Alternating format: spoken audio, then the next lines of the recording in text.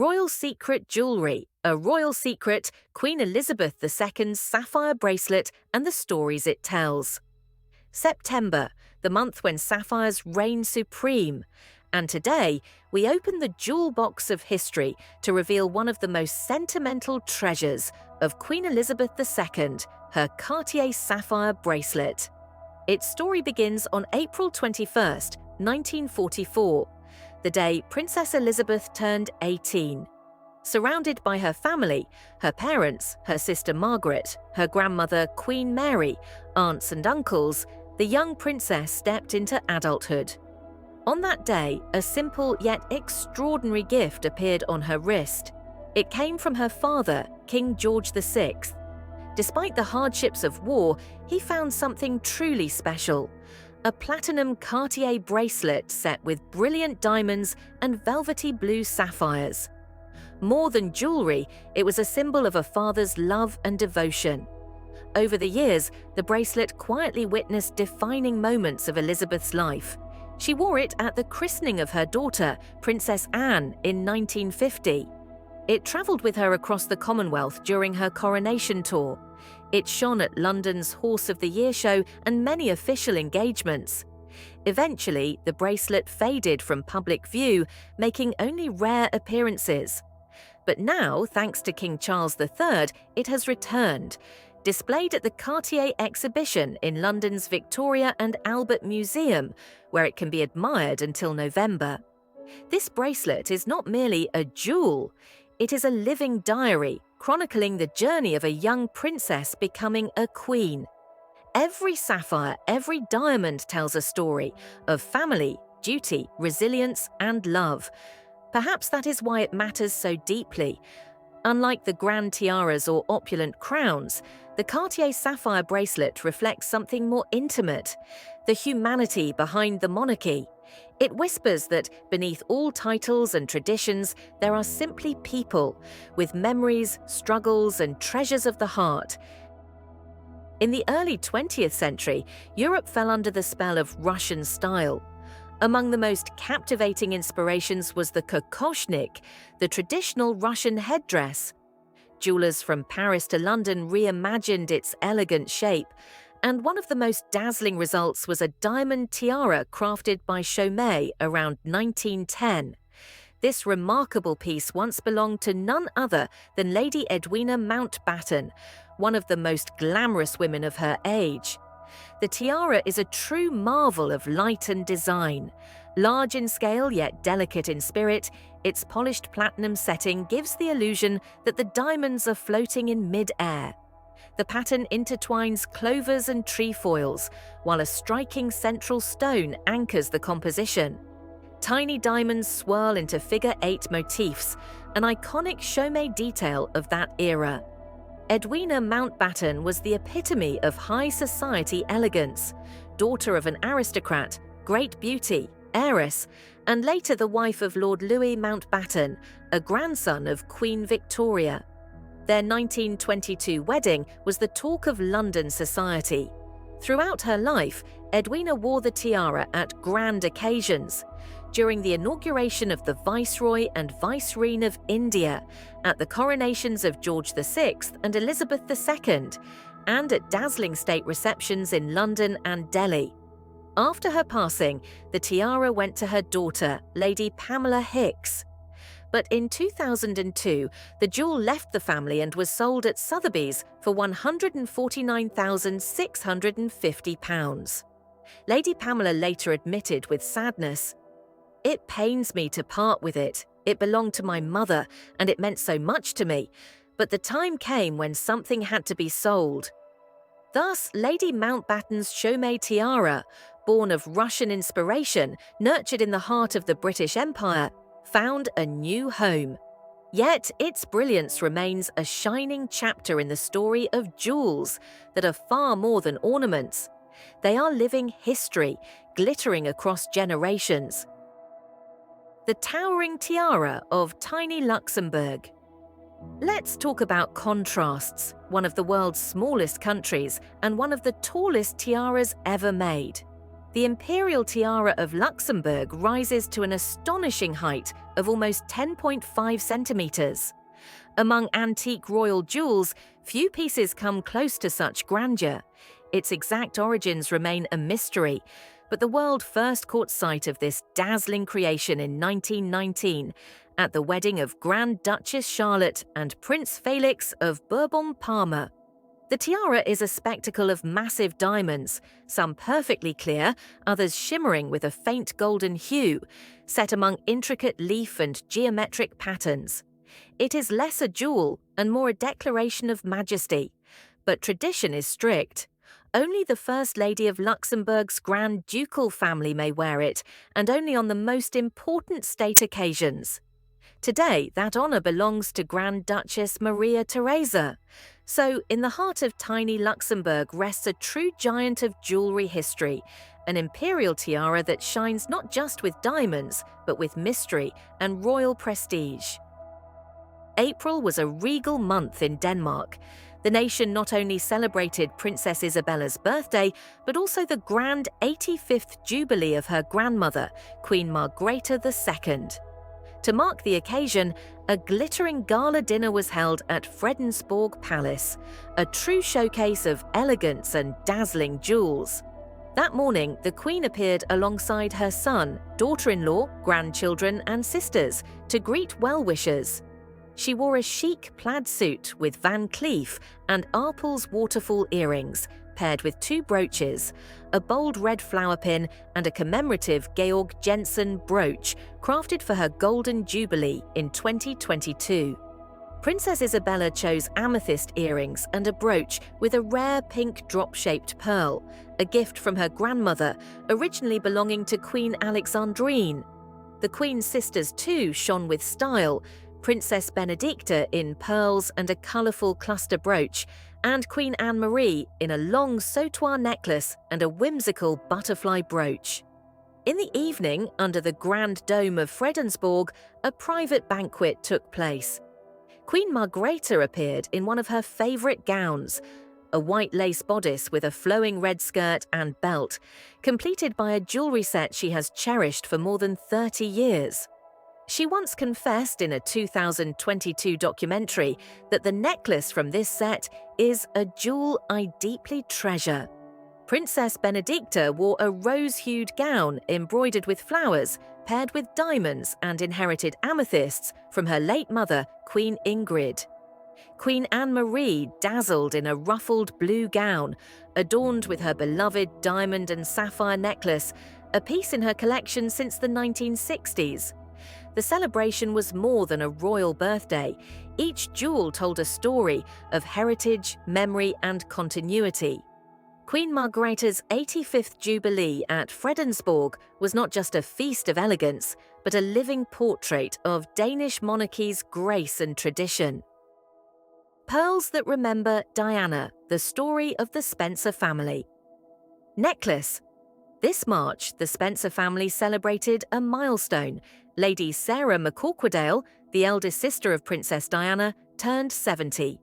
Known for her elegance and aristocratic grace, Sarah has always been a symbol of refinement within her family. For her jubilee, it's only fitting to revisit one of the family's most treasured heirlooms, her 5-strand pearl necklace with a diamond and pearl clasp and a detachable drop pendant. The Spencers have a tradition of gifting pearls to their daughters. But Sarah's necklace is unique. It has been with her during life's most significant moments. The world first noticed it in 1981 at the wedding of Princess Diana and Prince Charles. The necklace highlighted Sarah's poise and symbolised the bond between the Spencers and the Windsors. In 1985, she wore it at her brother Viscount Althorp's coming-of-age celebration, and in 1989, it became part of her own bridal attire. The necklace has witnessed both joy and sorrow. In 1992, it accompanied her to the memorial service for her late father, the 8th Earl Spencer. Since then, it has reappeared at historic family milestones. Prince William's wedding in 2011, her daughter Emily's marriage in 2013, and again in 2018 for the wedding of her younger daughter Celia.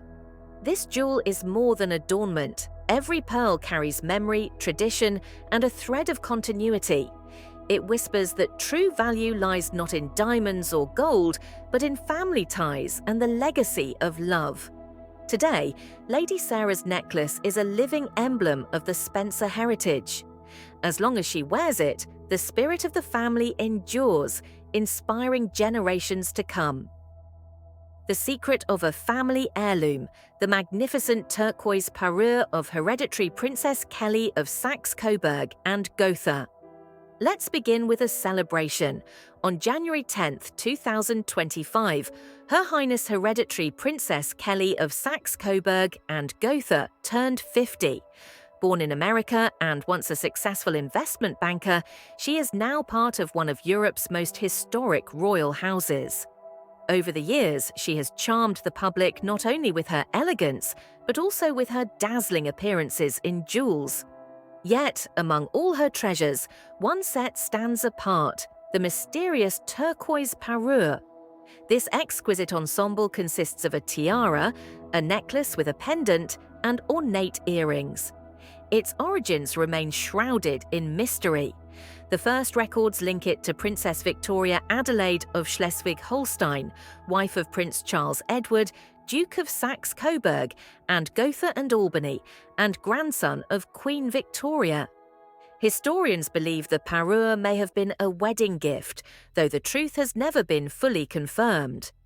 The turquoise tiara and necklace first appeared in portraits of the young Duchess shortly after her marriage. Later, in 1932, she wore them again at the wedding ball of her daughter Princess Sibylla to Prince Gustav Adolf of Sweden. Even through turbulent times, the fall of the duchy after World War I and the financial struggles that followed World War II, the family managed to preserve the parure. It became a symbol of resilience and continuity for the Coburg dynasty. For decades, the jewels remained hidden from public view until hereditary Princess Kelly brought them back to life. She debuted the parure at Crown Princess Victoria of Sweden's wedding in 2010. Since then, she has worn it on grand occasions, royal weddings, princely balls, and jubilee celebrations across Europe. Today, the turquoise parure is more than a set of jewels. It is a living heirloom, a glittering reminder of tradition, endurance, and royal splendor. And one thing is certain, it will continue to shine at the heart of Europe's great royal gatherings for years to come. The Windsor Jewel Garden, how Cartier cultivated the royal family's love for floral brooches. Let me take you into a garden where flowers never fade, where every rose sparkles with diamonds and every petal tells a royal story. This is the world of Cartier's floral brooches, beloved by generations of the British royal family. One of the most famous is the dazzling diamond rose once worn by Princess Margaret.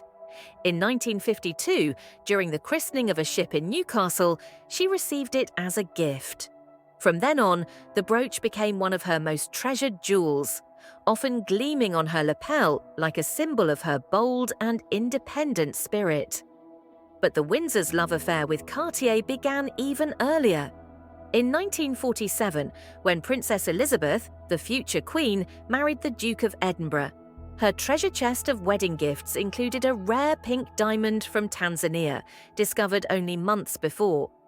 Alongside it came 3 diamond rose brooches, originally part of a tiara presented by the Nizam of Hyderabad.